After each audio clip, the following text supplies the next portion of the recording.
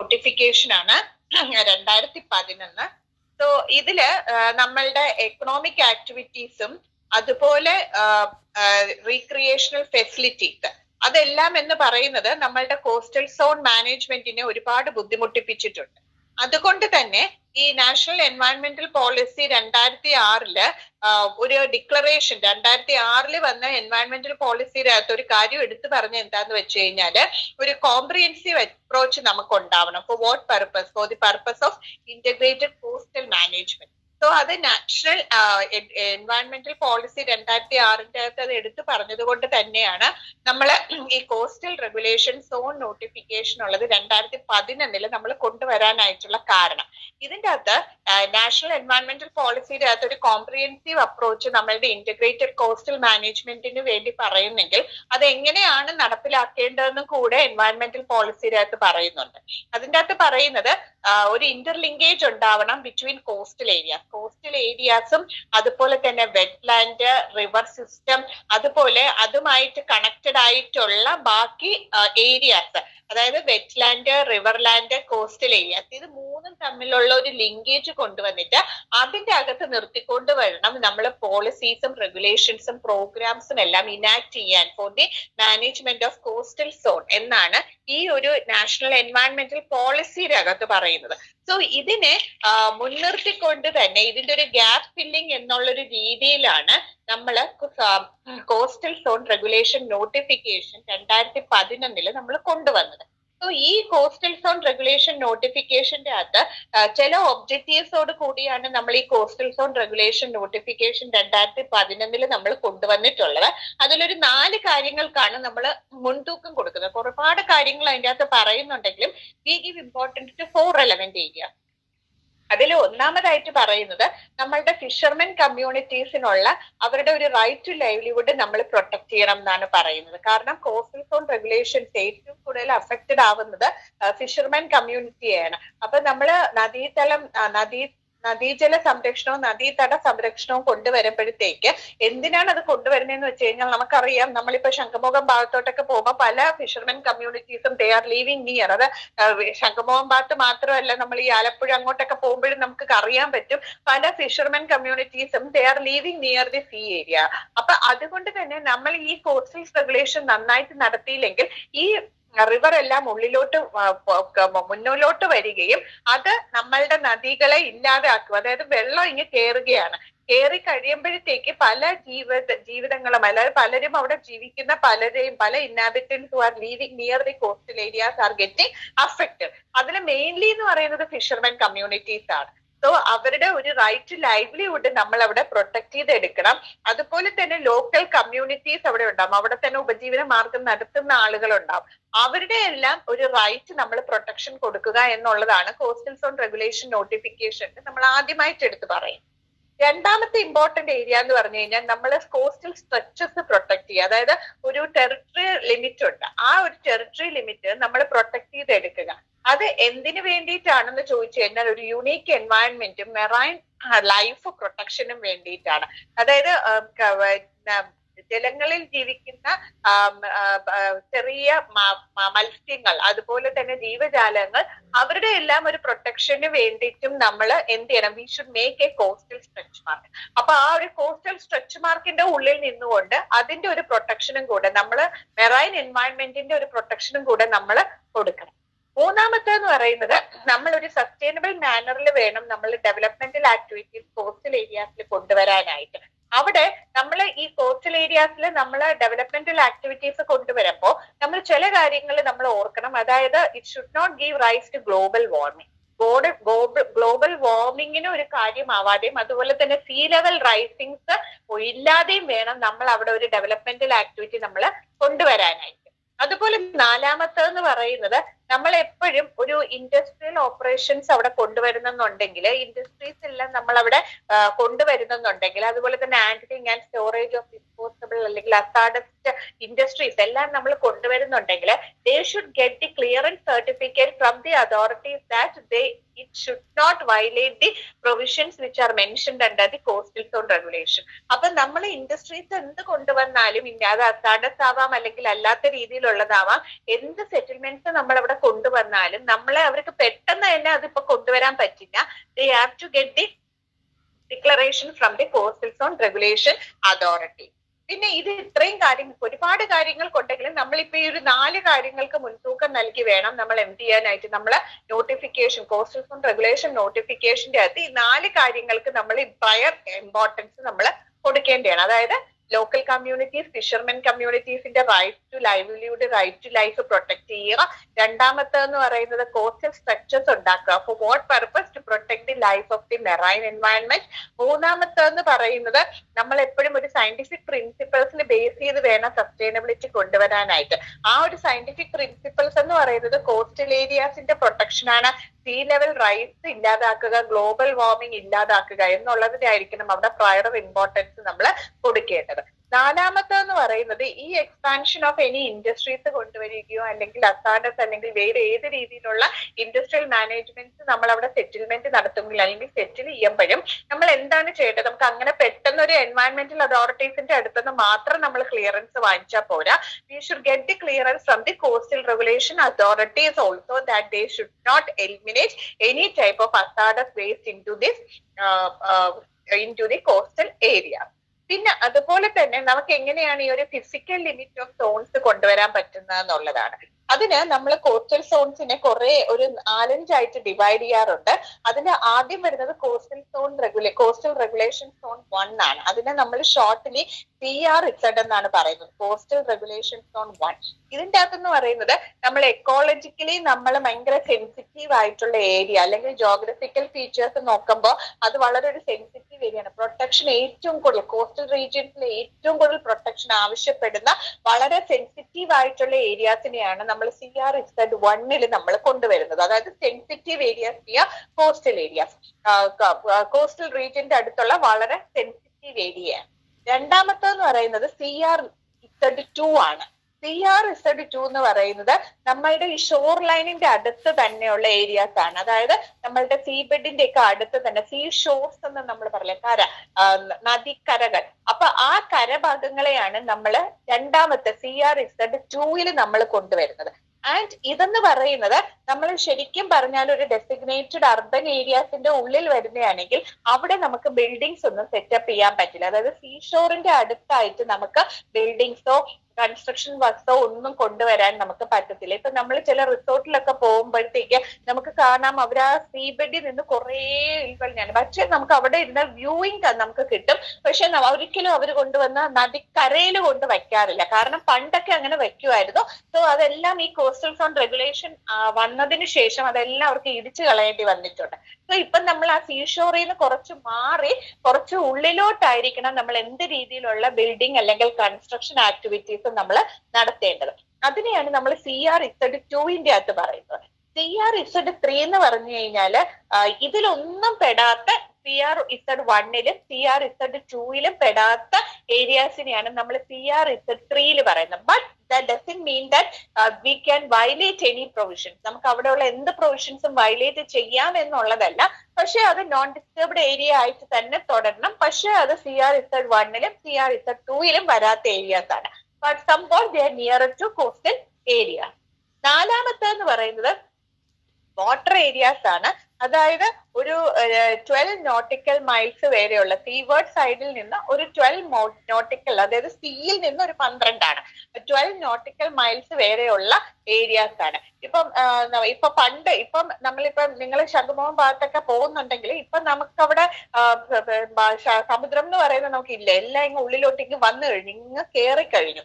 പക്ഷെ പണ്ടെന്നൊക്കെ പറഞ്ഞു കഴിഞ്ഞാല് നമുക്ക് അവിടെ ഒരു തട്ട് കെട്ടിയിട്ട് നമുക്ക് അവിടെ നിന്ന് നോക്കുമ്പോൾ നമുക്ക് നമ്മളുടെ സംബന്ധിച്ചിടത്തോളം സീ എന്ന് പറയുന്നത് കുറെ അങ്ങ് ദൂരെയായിട്ടായിരുന്നു അല്ലെ. അപ്പൊ അത്രയും ഭാഗത്തിനെയാണ് നമ്മൾ എന്ത് പറയുന്നത്, ഒരു മൈലായിട്ട് നമ്മൾ കണക്കാക്കുന്നത്. അപ്പൊ അത്രയും ഭാഗം എന്ന് പറയുന്നത് it should be like A protected area. നമുക്ക് അതിന്റെ അകത്ത് കയറിയിട്ട് നമുക്ക് അവിടെ ഒന്നും പണിയാൻ പറ്റത്തില്ല. സോ അങ്ങനെയുള്ള ഏരിയാസിനെയാണ് നമ്മൾ CRZ4 അകത്ത് പറഞ്ഞത്. എല്ലായിടത്തും പോകുമ്പോഴും നമുക്ക് കാണാൻ പറ്റും. നമ്മളിപ്പോ ഏത് ബീച്ചിന്റെ അങ്ങോട്ട് പോയാലും നമുക്ക് ഇങ്ങനത്തെ ഒരു ഏരിയാസ് നമുക്ക് കാണാൻ പറ്റും. ദാറ്റ് ഈസ് ഒരു ടെറിട്ടറി ലൈൻ നമ്മൾ അങ്ങ് ബിൽഡപ്പ് ചെയ്യും. ഗവൺമെന്റ് തന്നെ ഒരു ടെറിട്ടറി ലൈൻ ബിൽഡപ്പ് ചെയ്തിട്ട് അത്രയും ഭാഗത്തേക്ക് സീയിൽ നിന്ന് ബീച്ചിൽ നിന്ന് ഇങ്ങോട്ട് അത്രയും ഭാഗം വരെ നമുക്ക് ഒന്നും ചെയ്യാൻ പറ്റും. അപ്പൊ അങ്ങനെയുള്ള ഏരിയാസിനെയാണ് നമ്മൾ CRZ4 അകത്ത് നമ്മൾ കൊണ്ടുവരുന്നത്. CRZ5 എന്ന് പറഞ്ഞു കഴിഞ്ഞാൽ ഞാൻ CRZ1 വരുന്നില്ല, സ്പെഷ്യൽ കൺസേൺ കിട്ടേണ്ടതല്ല, പക്ഷെ ഒരു സ്പെഷ്യൽ കൺസിഡറേഷൻ കിട്ടേണ്ട ഏരിയാസിനെയാണ് നമ്മൾ CRZ5 കൊണ്ടുവരുന്നത്. അതെന്ന് പറഞ്ഞു കഴിഞ്ഞാല് ഇപ്പോ ലോക്കൽ കമ്മ്യൂണിറ്റീസിന്റെ പ്രൊട്ടക്ഷൻ കൊടുക്കുന്നതിനോ അല്ലെങ്കിൽ അവിടെ താമസിക്കുന്ന coastal areas, vulnerable coastal areas ആയിരിക്കും. അപ്പൊ അവിടെയൊക്കെ നമ്മൾ ലോക്കൽ കമ്മ്യൂണിറ്റീസിനെ കൂടാതെ ആ കോസ്റ്റൽ ഏരിയാസിനും കൂടെ നമ്മൾ പ്രൊട്ടക്ഷൻ കൊടുത്തേ പറ്റൂ. അങ്ങനെയുള്ള ഏരിയാസിനെയാണ് നമ്മൾ CRZ5 അകത്ത് നമ്മൾ കൊണ്ടുവരുന്നത്. സോ ഇങ്ങനെ ഒരു ഏരിയ ബാക്ക് വാട്ടർ ഐലൻഡ്സ് ഒക്കെ ഉണ്ടല്ലോ, അവിടെ എല്ലാം എന്ന് പറയുന്നത് നമ്മൾ ഈ CRZ5 അകത്താണ് കൊണ്ടുവരുന്നത്. ഈ back water areas, back water islands, ഇതിനെല്ലാം നമ്മൾ ഏതിന്റെ അകത്ത് ഇപ്പൊ ഈ അഷ്ടമുടി കായലൊക്കെ ഉണ്ടല്ലോ, അതെല്ലാം എന്ന് പറയുന്നത് CRZ5 അകത്താണ് നമ്മൾ കൊണ്ടുവരുന്നത്. അതായത് ഒരു ഐലൻഡ് പോലെയാണ് ഒരു മൺട്രോത്തുരുത്ത് ഐലൻഡ് ഇപ്പൊ ചുറ്റപ്പെട്ട് കിടക്കുകയാണല്ലോ, അതുപോലെ തന്നെ അഷ്ടമുടി കായല്, ഇതെല്ലാം എന്ന് പറയുന്നത് V bring within the CRZ5 zone. അതിന് നമ്മളൊരു സ്പെഷ്യൽ കൺസിഡറേഷൻ നമ്മൾ കൊടുക്കേണ്ട ഏരിയാസ് ആണ്. ഇതിന് 2016 ഒരു കേസ് വന്നിട്ടുള്ളതെന്ന് പറഞ്ഞാൽ അനിൽ ഓബ്ളെ, HOBLE ആണ്, അനിൽ ഓബ്ളെ വേഴ്സസ് കാശിമത്ത് ജയറാം, KASHIMATE, കാശിമത്ത് ജയറാം. ഇത് 2016 വന്ന കേസാണ്. That is Anil Hoble versus Kashimath Jayaram. ഇത് 2016 കേസ് എഴുതുന്നവരാരെങ്കിലും ഉണ്ടെങ്കിൽ കേസ് കിട്ടിയോ നിങ്ങൾക്ക്? അനിൽ ഓബ്ളെ, HOBLE, കാശിമത്ത് ജയറാം. ഇത് 2016 വന്ന കേസാണ്. ഇതിൽ പറയുന്നതെന്ന് വെച്ച് കഴിഞ്ഞാല് നമ്മൾ എന്തെങ്കിലും രീതിയിലുള്ള ഒരു കൺസ്ട്രക്ഷൻ ആക്ടിവിറ്റി നമ്മൾ ഈ കോസ്റ്റൽ സോണില് നടത്തുകയാണെങ്കിൽ ഇറ്റ് ഷുഡ് ബി ഡിമോളിഷ്ഡ് എന്നാണ് പറയുന്നത് as per the notification rules. അതായത് നമ്മളിപ്പോ ഒരു 1991 മുമ്പേ 1991 മുമ്പേ, കാരണം ആ 1991 എന്നെടുത്ത് പറയാനുള്ള ഒരു കാരണവുമുണ്ട്. അതായത് 92 വന്ന റിയോ ഡി ജനീരിയോ കോൺഫറൻസിലൂടെയാണ് നമ്മൾ ഇതിന് ഒരു വളരെ ഇമ്പോർട്ടന്റ് കോസ്റ്റൽ സോൺ റെഗുലേഷൻസ് വളരെ അത്യാവശ്യമാണ് എന്നുള്ളത് 92 വന്ന റിയോ ഡി ജനീരിയോ കോൺഫറൻസിലൂടെയാണ് ഇന്ത്യ അതിനൊരു ഭാഗമായതുകൊണ്ട് തന്നെ ഇന്ത്യ അതിന് ഇമ്പോർട്ടൻസ് കൊടുത്തത്. പക്ഷേ അതുകൊണ്ട് തന്നെ ഇപ്പൊ നമ്മൾ ആ 91 കാലഘട്ടങ്ങളിൽ ഇതിന്റെ ഈ സിഗ്നറ്ററി ആവുന്ന മുമ്പേ നമ്മൾ കെട്ടിപ്പടുക്കുന്ന എന്തെങ്കിലും രീതിയിലുള്ള കൺസ്ട്രക്ഷൻ ആക്ടിവിറ്റീസ് നമ്മൾ അതിന്റെ അടുത്ത് ചെയ്തിട്ടുണ്ടെങ്കിൽ അതിനെ നമുക്കൊരു പ്രൊട്ടക്ഷൻ കൊടുക്കാം. കാരണം നമുക്കൊരു റെട്രോസ്പെക്റ്റീവ് ഇഫക്റ്റിലോട്ട് നമുക്ക് ഈ ആക്ട്സും റെഗുലേഷനും കൊണ്ടുപോകാൻ പറ്റത്തില്ല. പക്ഷെ ഈ ഒരു നോട്ടിഫിക്കേഷൻ വന്നതിന് ശേഷം 2011 ഉള്ള നോട്ടിഫിക്കേഷൻ വന്നതിന് ശേഷം നമ്മൾ എന്തെങ്കിലും രീതിയിലുള്ള അങ്ങനത്തെ ഒരു ഇല്ലീഗൽ ആക്ടിവിറ്റി നമ്മൾ ഈ കോസ്റ്റൽ സോൺ ഏരിയാസിൽ നമ്മൾ ക്യാരി ഔട്ട് ചെയ്യുകയാണെങ്കിൽ ദാറ്റ് ഷുഡ് ബി ഡിമോളിഷ്ഡ് എന്നാണ് പറയുന്നത്. ആൻഡ് അവിടെ സ്റ്റേറ്റ് അതോറിറ്റിക്കും മുനിസിപ്പൽ അതോറിറ്റിക്കും അവിടെ ഈക്വൽ റെസ്പോൺസിബിലിറ്റീസ് ആണ് അവിടെ ഉണ്ടാവുന്നത്. And they are not competent authority to give permission to.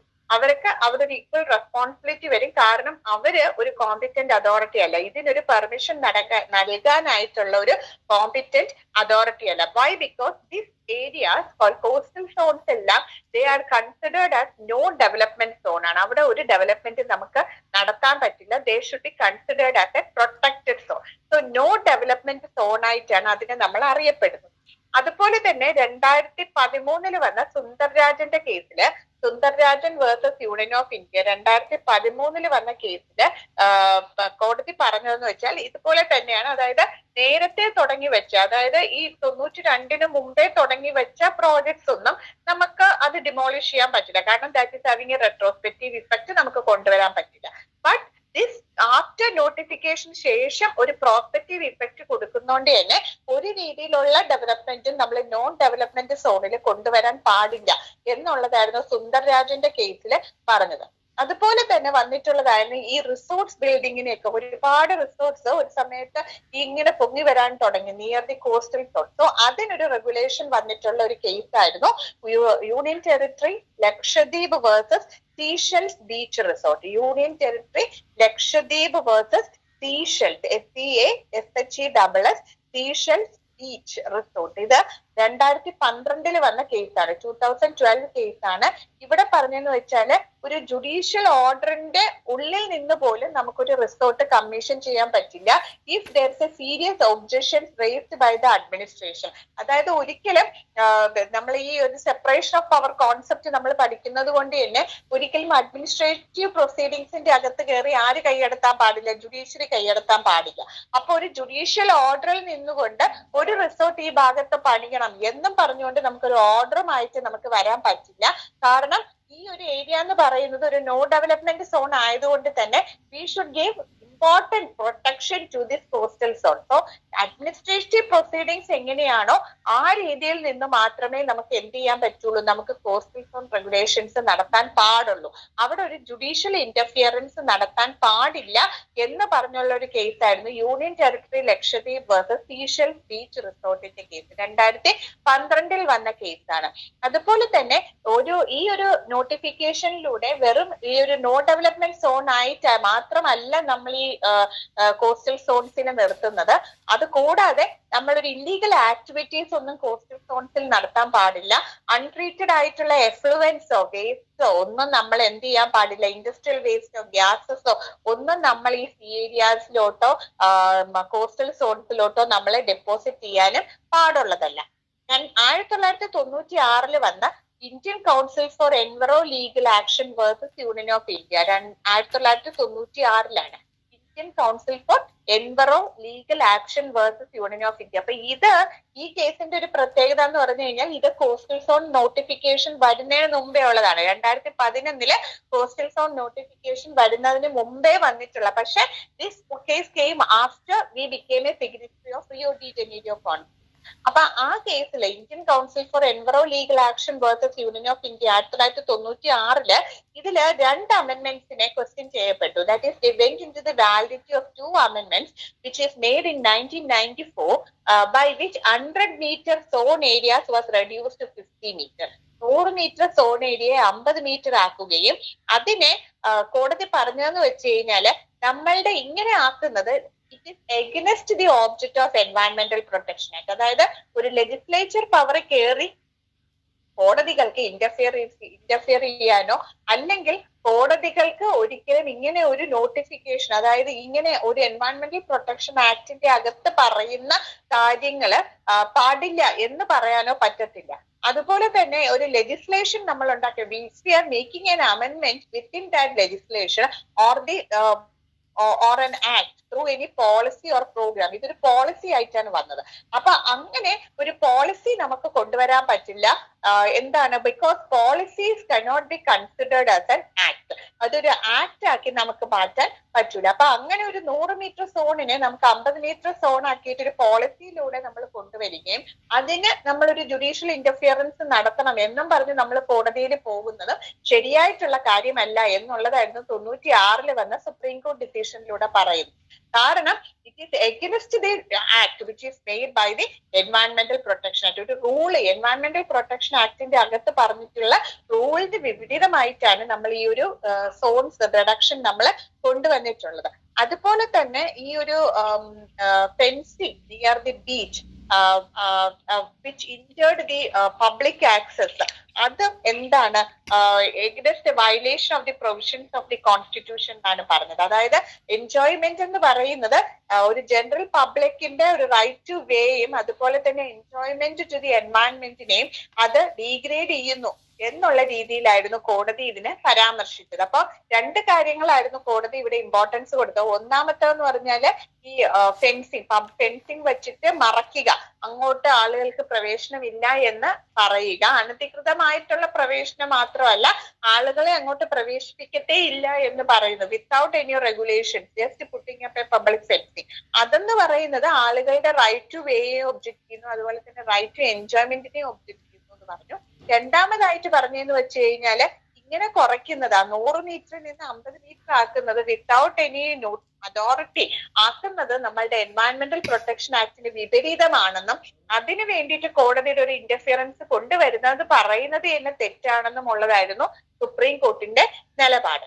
ഈ 2013 that is after the notification വന്നിട്ടുള്ള വേറൊരു കേസ് ഉണ്ട്. That is Vamika Island versus Union of India. Vamika VAMIKA Vamika Island versus Union of India 2013 വന്ന കേസാണ്. Vamika Island versus Union of India. ഇതിലെന്ന് പറയുന്നത് illegal construction in the protected areas cannot be permitted എന്നാണ് പറയുന്നത്.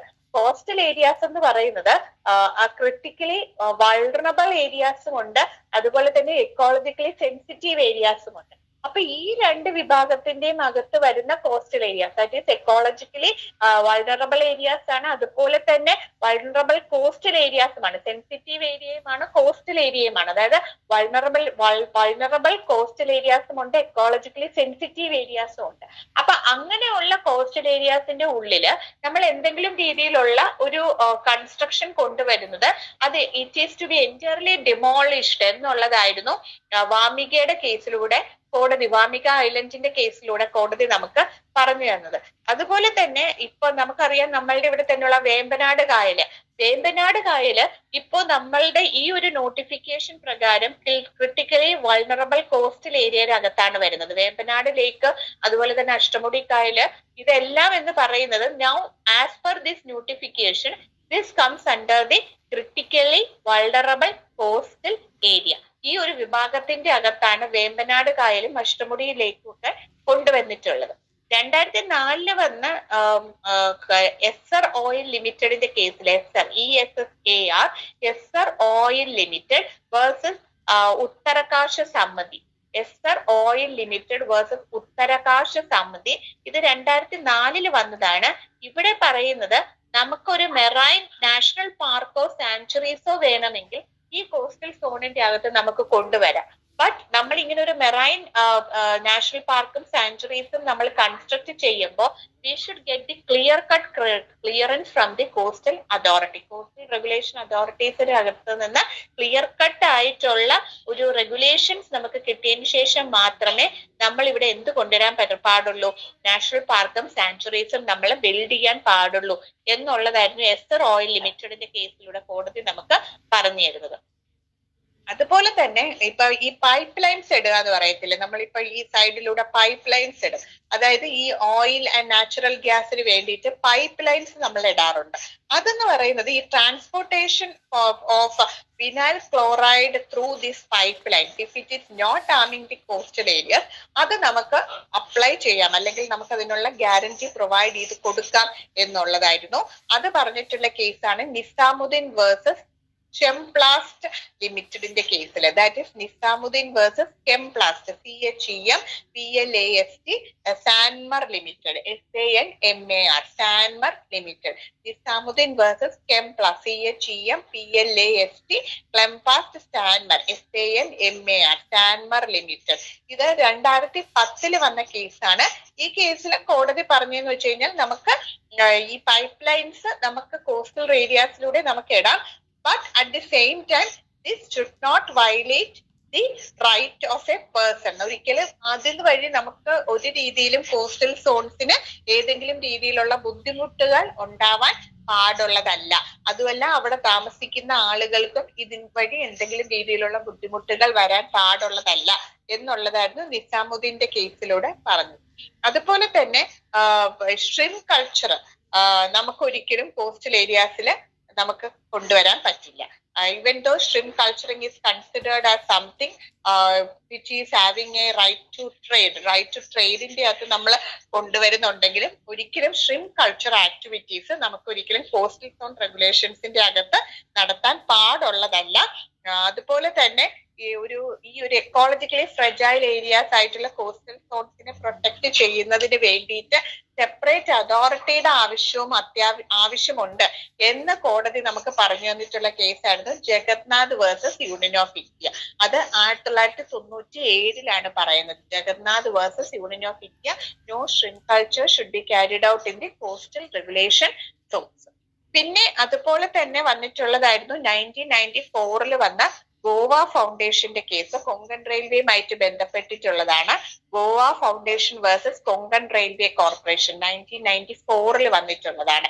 Goa Foundation versus Konkan Railway Corporation 1994. ഇവിടെ കോടതി പറഞ്ഞതെന്ന് വെച്ചാല് 1991 കോസ്റ്റൽ റെഗുലേഷൻ സോൺ നോട്ടിഫിക്കേഷൻ പ്രകാരം നമുക്ക് ഈ ഇൻഡസ്ട്രിയൽ ഓപ്പറേഷൻസ് അതുപോലെ തന്നെ പ്രോസസ്സസ് എക്സ്പാൻഷൻ നടത്തുന്നതിന് റെസ്ട്രിക്ഷൻ നമുക്ക് കൊണ്ടുവരാവുന്നതാണ്. പക്ഷെ അങ്ങനെ റെസ്ട്രിക്ഷൻസ് കൊണ്ടുവരുമ്പോൾ നമുക്ക് ഈ റെയിൽവേ ലൈൻസ് എന്ന് പറയുന്നത് ആ ഒരു എക്സ്റ്റൻഷൻ ആക്ടിവിറ്റിയുടെ അകത്ത് വരുന്നതല്ല. So this Coastal Regulation Zone Notification 1991 does not include extension activities which is done by the railway company. So railway line ആ വഴി കൂടെ വരുന്നതെന്ന് പറയുന്നത് it is not a violation of the coastal zone എന്നാണ് പറഞ്ഞത്. So why? Because railways are not considered as an industry. Railways എന്ന് പറയുന്നത് ഒരു ഇൻഡസ്ട്രി ആയിട്ടല്ല നമ്മൾ കണക്കാക്കുന്നത് എന്ന് പറഞ്ഞിട്ടുള്ളതായിരുന്നു ഗോവ ഫൗണ്ടേഷന്റെ കേസ്. ഇനി നമ്മളിപ്പോ ഇന്റർനാഷണൽ എൻവയോൺമെന്റൽ ലോ ആസ്പെക്റ്റിലോട്ട് പോവുകയാണെങ്കിൽ നമുക്കറിയാം ഒരു ആദ്യം ഉണ്ടായിരുന്ന ഒരു എൻവയോൺമെന്റൽ പ്രൊട്ടക്ഷന്റെ രീതി അല്ലായിരുന്നു ഒരു 20th സെഞ്ചുറിയുടെ മിഡിലോട് കൂടിയിട്ട് നമുക്കൊരു ഇന്റർനാഷണൽ പെർസ്പെക്റ്റീവിൽ നിന്ന് തന്നെ എൻവയോൺമെന്റൽ പ്രൊട്ടക്ഷന് വേണ്ടി നോക്കുമ്പോൾ നമുക്ക് മനസ്സിലാക്കാൻ പറ്റും.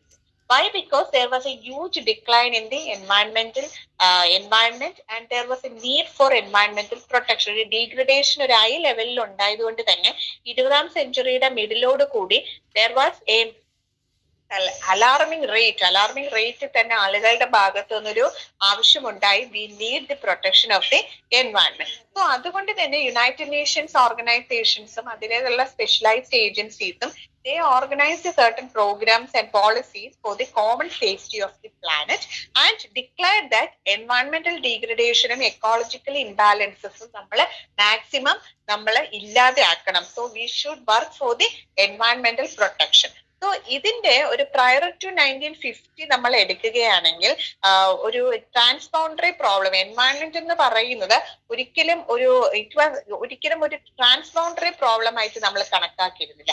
It is concerned only as a problem of a state or a community. പക്ഷേ after the implementation of United Nation organisations and when they come forth with the protection of the environment, now it has become a എൻവയോൺമെന്റൽ issue എന്ന് പറയുന്നത് ഒരു international അറേനയിൽ തന്നെ ആ ഒരു പ്രോബ്ലത്തിനെ sort out ചെയ്യണമെന്നും അതിവിടെ ഒരു ബാരിയർ എന്ന് പറയുന്നത് എൻവയോൺമെന്റ് എന്ന് പറയുന്നതിൽ നമ്മളൊരു ബാരിയർ കീപ്പ് അപ്പ് ചെയ്യേണ്ട കാര്യമില്ല എന്നുള്ളതും after the coming of 1950 United Nation organisations വഴി നമുക്ക് മനസ്സിലാക്കാൻ പറ്റും. ഇതിൽ ഏറ്റവും പഴയ ഒരു ഇന്റർനാഷണൽ അഗ്രിമെന്റ് അല്ലെങ്കിൽ covenant which deals with the എൻവയോൺമെന്റൽ പ്രൊട്ടക്ഷൻ എന്ന് പറയുന്നത് 1867 വന്നതാണ്. That is considered as an earlier convention which deals with the environmental protection and it is mainly known as convention between France and Britain. ഇത് convention between France and Britain എന്നാണ് അറിയപ്പെടുന്നത്. And this came in 1867. And ഈ ഒരു കൺവെൻഷന്റെ അകത്ത് it give protection to the fisheries and also fishermen community. അവർക്ക് വേണ്ടിയിട്ട് നമ്മൾ കൊണ്ടുവന്നിട്ടുള്ള ആദ്യമായിട്ടൊരു എൻവയോൺമെന്റൽ പ്രൊട്ടക്ഷന്റെ ഇമ്പോർട്ടൻസ് മുൻനിർത്തി നമ്മൾ കൊണ്ടുവന്നിട്ടുള്ള ഒരു കൺവെൻഷനാണ് 1867 വന്നത്. And it mainly relate with the fisheries and the fishing products ഉണ്ട്, ഫിഷറീസ് ഉണ്ട്, ഫിഷർമെൻ കമ്മ്യൂണിറ്റീസ് ഉണ്ട്. ഇവരെല്ലാരും പ്രൊട്ടക്ഷന് വേണ്ടിയിട്ട് നമ്മൾ കൊണ്ടുവന്നിട്ടുള്ള ആദ്യത്തെ ഒരു കൺവെൻഷൻ ആയിരുന്നു 1867 വന്നത്. ഇതിനുശേഷം 1872 1872 ആയപ്പോൾ സ്വിറ്റ്സർലാൻഡ് ഒരു പ്രപ്പോസൽ കൊടുത്തു. That is there should be an international regulatory commission. So in 1872 a proposal was made by the Switzerland that there should be an international regulatory commission for the protection of birds. Birds ന്റെ പ്രൊട്ടക്ഷന് വേണ്ടിയിട്ട് ഒരു regulatory കമ്മീഷന്റെ ആവശ്യമാണെന്നും അതിന്റെ ബേസിൽ നിന്നുകൊണ്ട് which led to the formation of International Ornithological Congress. ബേർഡ്സിന്റെ പ്രൊട്ടക്ഷന് വേണ്ടിയിട്ടുള്ള ഒരു കോൺഗ്രസ് തന്നെ അന്ന് വന്നു. That is international. It was like a programme. International ornithological ORNITHOLOGICAL ornithological programme or congress. And also in 1902 ഈ ഒരു കോൺഗ്രസ് വന്നതിന്റെ ഭാഗമായിട്ട് 1902 ഒരു കൺവെൻഷൻ വന്നു. That is Convention to Protect Birds Useful to Agriculture. So that was brought forth in 1902. Convention to Protect Birds useful for agriculture. Convention to protect birds useful for agriculture. അത് 1902 വന്നത്. അപ്പൊ 1867 ആദ്യത്തെ ഒരു കൺവെൻഷൻ വരുന്നു. അതിൻ്റെ അകത്ത് ഫിഷറീസിന്റെ protection പറയുന്നു. അതിനുശേഷം 1872 സ്വിറ്റ്സർലാൻഡ് ഒരു പ്രപ്പോസൽ വയ്ക്കുന്നു. എന്താണ്? ഒരു regulatory commission for the protection of birds ആവശ്യമാണെന്നും അതിന്റെ ബേസിൽ ഒരു ഇന്റർനാഷണൽ ഓർണിത്തോളജിക്കൽ കോൺഗ്രസ് നടപ്പിലാക്കുകയും അതിൽ നിന്ന് വന്ന ഒരു ആശയം എന്നുള്ള രീതിയിൽ 1902 there was a convention to protect birds useful for agriculture വരികയും ചെയ്യുന്നു. ആൻഡ് ഇതെന്ന് പറയുന്നത് mainly give protection to certain birds which and prohibit the killing of such birds. ചില ബേർഡ്സിന്റെ പ്രൊട്ടക്ഷൻ നടക്കുക, അവരെ കില്ല് ചെയ്യുന്നത്, കൊല്ലുന്നത് നിർത്തലാക്കുക. കാരണം അവരുണ്ടെങ്കിൽ മാത്രമേ നമുക്ക് അഗ്രികൾച്ചറൽ കൊണ്ടുവരാൻ പറ്റുള്ളൂ. അഗ്രികൾച്ചറൽ പ്രൊട്ടക്ഷന് വേണ്ടിയിട്ട് ഈ ബേർഡ്സ് അത്യാവശ്യമാണ് എന്നുള്ളൊരു രീതിയിലായിരുന്നു നമ്മൾ ഈ ഒരു കൺവെൻഷൻ കൊണ്ടുവന്നത്. പിന്നെ as far as pollution is concerned, പൊല്യൂഷന്റെ ഭാഗത്തോട്ട് വരുമ്പോൾ 1909 there was a water boundary treaty. Water boundary treaty വന്നു. And this was for the first time to prevent and control water pollution. Water boundary treaty വരികയാണ് 1909. ആൻഡ് ഇതിന്റെ അത്യാവശ്യം എന്താന്ന് വെച്ച് കഴിഞ്ഞാല് to protect water pollution or to prevent to prevent water pollution and to protect water.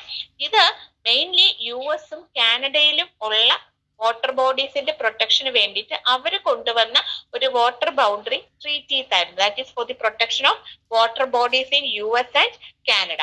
Water boundary treaties 1909. And ഇതിനുശേഷം 20th സെഞ്ചുറിയുടെ പകുതിയോടുകൂടി നമുക്ക് കുറെ മാറ്റങ്ങൾ കൊണ്ടുവരാൻ പറ്റി. അതിൽ വന്നതാണ് 1933 വന്ന convention on preservation of flora and fauna in their natural state. Convention on protection of flora and fauna in their natural state. Convention on the protection of flora and fauna in their natural state. ഇത് 1933 വന്നതാണ്. Convention on preservation of flora and fauna in their natural state 1933. ഇത് mainly to protect flora and fauna in their natural form in certain parts of the world. അതുപോലെ തന്നെ protection of forest, അതുപോലെ തന്നെ domestication of wild animals encourage ചെയ്യുക, economic importance കൊടുക്കുക, prohibition of അണ്ടി കൊണ്ടുവരിക. ഇതിനെല്ലാം വേണ്ടിയിട്ടായിരുന്നു നമ്മൾ ഈ ഒരു preservation convention on preservation of flora and fauna in the natural state കൊണ്ടുവന്നത്. അപ്പൊ കുറെ കാര്യങ്ങൾ ഇതിന്റെ അകത്ത് നമ്മൾ ഇൻക്ലൂഡ് ചെയ്തു. അതായത് പ്രൊട്ടക്ഷൻ ഓഫ് ഫ്ലോറ ആൻഡ് ഫോണ, രണ്ടാമത്തെന്ന് പറഞ്ഞു കഴിഞ്ഞാൽ പ്രൊട്ടക്ഷൻ ഓഫ് ഫോറസ്റ്റ്, മൂന്നാമത്തത് encouragement and domestication of wild animals, നാലാമത്തത് എക്കണോമിക് ഇമ്പോർട്ടൻസിന് റെലവൻസ് കൊടുക്കുക, പിന്നെ prohibition of certain methods of hunting അതിന് ഇമ്പോർട്ടൻസ് കൊടുക്കുക. അതുപോലെ തന്നെ ഈ സ്കിന്നും ഫറും എക്സ്പോർട്ട് ചെയ്യുന്നത് റെഡ്യൂസ് ചെയ്യുക, അനിമൽസിന്റെ ശരീരഭാഗങ്ങളും അതുപോലെ തന്നെ അവരുടെ സ്കിന്ന്, തൊലി അതെല്ലാം എക്സ്പോർട്ട് ചെയ്യുന്നത് കുറയ്ക്കുക എന്നുള്ളതിന് നമ്മൾ ഇമ്പോർട്ടൻസ് കൊടുത്തു. പക്ഷെ ഇതിന്റെ ഈ ഒരു കൺവെൻഷന്റെ ഒരു മേജർ ഡ്രോബാക്ക് ആയിട്ട് നമുക്ക് പറയാൻ പറ്റുന്നതെന്ന് വെച്ച് കഴിഞ്ഞാൽ, ഇങ്ങനെ ഒരു കൺവെൻഷൻ വന്നെങ്കിലും അതിനൊരു ഇൻസ്റ്റിറ്റ്യൂഷണൽ മെക്കാനിസംസോ ഒരു അഡ്മിനിസ്ട്രേറ്റീവ് പ്രൊവിഷൻസോ നമുക്കില്ലായിരുന്നു. So they remain just as convention. ഒരു ഇൻസ്റ്റിറ്റ്യൂഷണലൈസ് ചെയ്യാനായിട്ടുള്ള കാഴ്ചപ്പാടൊന്നും അന്ന് ആർക്കും ഇല്ലായിരുന്നു. So it just remained as a convention. അപ്പൊ അതുകൊണ്ട് തന്നെ ആ കൺവെൻഷന് അത്രത്തോളം ഒരു റെലവൻസ് നമുക്ക് കൊടുക്കാൻ, ഒരു ഇന്റർനാഷണൽ സ്പെക്ട്രത്തിൽ നിന്നുകൊണ്ട് നമുക്കത് കൊടുക്കാൻ പറ്റി. പക്ഷെ അതിനുശേഷം 1945 തൊട്ട് നമ്മളൊരു 2003 വരെ നോക്കുകയാണെങ്കിൽ എൻവയൺമെന്റൽ protection after World War II, അതിനുശേഷം ഒരു ഗ്രോയിങ് അവയർനെസ് ഇടയിൽ വന്നു തുടങ്ങി. That is there is a need for the protection of environment to bring economic development and environmental degradation. Environmental degradation കുറച്ചാൽ മാത്രമേ നമുക്ക് എന്ത് വരുള്ളൂ, എക്കണോമിക് പ്രൊട്ടക്ഷൻ കൊണ്ടുവരാൻ പറ്റുള്ളൂ. സോ അതിന്റെ ഒരു ആവശ്യം മുന്നിൽ നിർത്തിക്കൊണ്ട് നമുക്ക് എന്ത് വേണം, we should have the preservation of our environment. Environment preservation വളരെ അത്യാവശ്യമാണെന്ന് പറയും. സോ ഇതിന്റെ ബേസിൽ നിന്നുകൊണ്ട് നമുക്കൊരു സയന്റിഫിക് അൺസയന്റിഫിക് ആയിട്ടൊരു എക്സ്പ്ലനേഷൻ നമുക്ക് നാച്ചുറൽ റിസോഴ്സ് പ്രൊട്ടക്ഷന് നമുക്ക് കൊടുക്കാൻ പറ്റാത്തത് കൊണ്ട് തന്നെ നമുക്ക് എന്ത് ചെയ്യേണ്ടി വന്നു? ഈ ഒരു എൻവയൺമെന്റൽ പ്രോബ്ലംസിനെ ഡീൽ ചെയ്യുന്നതിന് വേണ്ടിയിട്ട് ഇന്റർ ഗവൺമെന്റൽ മീറ്റിംഗ്സും അതുപോലെ തന്നെ ഗവൺമെന്റൽ കൺവെൻഷൻസിന്റെയും ആവശ്യം വേണ്ടി വന്നു. സോ ഇതിന്റെ ഭാഗമായിട്ട് 1949 there was a Carfo channel case, CROFU, Carfo channel case, CHANNEL, Carfo channel case. ആ കേസിനെ പോപ്പുലർലി അറിയപ്പെടുന്നത് കർഫോ ചാനൽ കേസ് എന്നാണെങ്കിലും ക്ലിയർ സൈറ്റേഷൻ എന്ന് പറയുന്നത് യുണൈറ്റഡ് കിങ്ഡം വേഴ്സസ് അൽബേനിയയാണ്. ALBANIA, United Kingdom versus Albania, popularly known as Corfu channel case, CROFU channel case. ഇത് 1949 വന്നതാണ്. ഈ കേസിൽ എന്ന് പറയുന്നത് നമ്മളുടെ ഈ transboundary injuries from mines to territorial waters അത് നമ്മൾ കുറയ്ക്കണം എന്ന് പറഞ്ഞു. നാവിഗേഷൻ വരുമ്പോ വെൻ വിച്ച് റിസൾട്ട്സ് ഫ്രം നാവിഗേഷന്റെ ഭാഗമായിട്ട് നമ്മളുടെ നദികളിലോട്ട് ഒരുപാട് രീതിയിലുള്ള പോയിസണസ് മെറ്റീരിയൽസിന്റെ എമിഷൻ വരുന്നുണ്ട്. ഇതിൽ നിന്നുണ്ടാവുന്ന എമിഷൻ കാരണം ട്രാൻസ്ബൗണ്ടറി ആണ്. അപ്പൊ എമിഷൻ കാരണം ടെറിട്ടോറിയൽ വാട്ടേഴ്സ് ഡിസ്ട്രോയ് ആവുന്നു, ഡിഫ്ലക്ട് ചെയ്യുന്നു. അതിന്റെ ഒരു പ്രൊട്ടക്ഷന്റെ ആവശ്യമുണ്ട് എന്നും പറഞ്ഞിട്ട് വന്നിട്ടുള്ള കേസായിരുന്നു Corfu channel case, which is popularly known as Corfu channel case. പക്ഷെ അതിന്റെ യഥാർത്ഥ സൈറ്റേഷൻ എന്ന് പറയുന്നത് യുണൈറ്റഡ് കിങ്ഡം വേഴ്സസ് അൽബേനിയയാണ്. 1945 നമ്മൾ യുണൈറ്റഡ് നേഷൻസ് ഓർഗനൈസേഷൻ കൊണ്ടുവരുന്നു. അതിന്റെ ഭാഗമായിട്ട് 1954 there was a convention which is known as International Convention. 1954 International Convention for the Prevention of Pollution of the Sea, for the prevention of pollution of the sea by oil.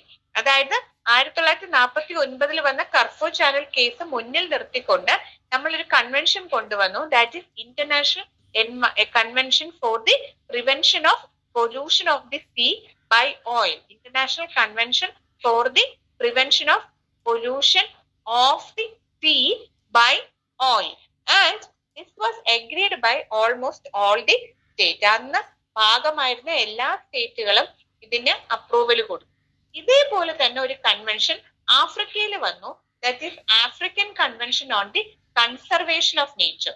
African convention on the conservation of nature and natural resource. ഈ convention was brought forth similar രീതിയിൽ ഒരു convention ആഫ്രിക്കയിൽ വന്നു. African convention എന്നാണ് അതിനെ അറിയപ്പെടുക. That is African convention on the conservation of nature and natural resources. ഇത് 1968 വന്നു.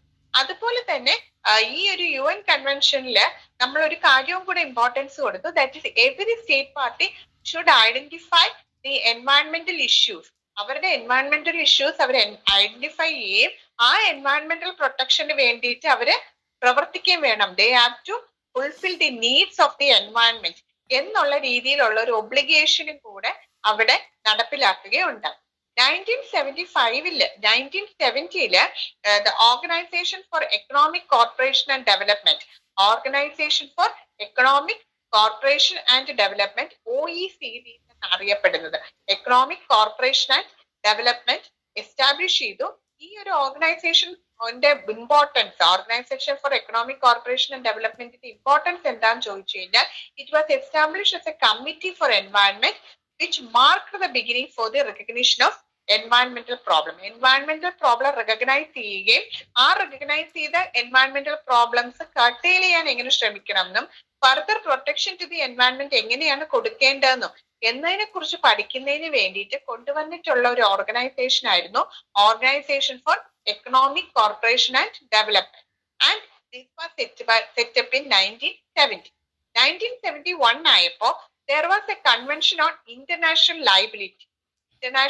liability for damage caused by space objects.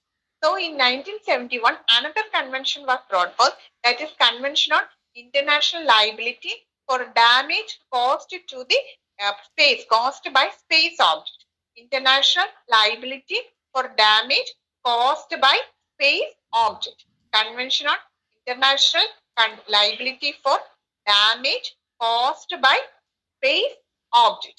ഇത് വന്നത് 1971. That is Convention on International Liability for damage caused by space object. ഇതിൽ പറയുന്നതെന്ന് വെച്ച് കഴിഞ്ഞാല് നമ്മൾ ഒരു ആബ്സലൂട്ട് ഡാമേജസ് സ്പേസ് ഓബ്ജക്ട്സിന്റെ ഉപയോഗം വഴി നമുക്ക് സർഫസ് ഓഫ് ദി എർത്തിന് എന്തെങ്കിലും രീതിയിലുള്ള കേടുപാടുകൾ സംഭവിക്കുകയാണെങ്കിൽ there is an international liability ആണ് വരുന്നത്. ആ രാജ്യക്കാർക്ക് രണ്ടു പേർക്കും ലയബിലിറ്റി വരുന്നുണ്ട് if any part of the earth is damage due to the making use of this space object. പിന്നെയുള്ളത് ട്രീറ്റീസും പ്രോട്ടോകോൾസും കൺവെൻഷൻസുമാണ്. അത് നമുക്ക് അടുത്ത ദിവസം